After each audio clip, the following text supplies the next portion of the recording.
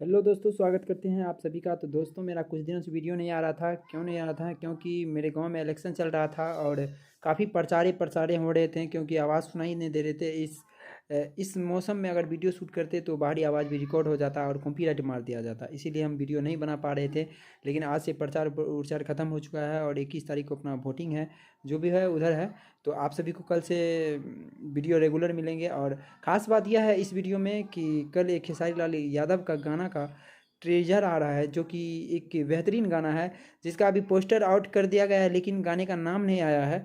और एक जो कि ऑडियो सॉन्ग है और सरेगामा हम भोजपुरी पर रिलीज किया जाएगा। उसमें यामिनी सिंह है और पवन पांडे जी लिखे हैं इस गाने को। और कल आएगा टीजर, तो आप सभी को कल बता देंगे कि गाने का नाम क्या है और ये क्या है और कैसा है। लेकिन गाने का धुन बहुत अच्छा है, तो आप लोग बने रहे वीडियो में। कल मिलेंगे आप सभी से एक नए एपिसोड के साथ और एक नए गाने को लेकर जो कि खेसारी लाल का गाना आने वाला है।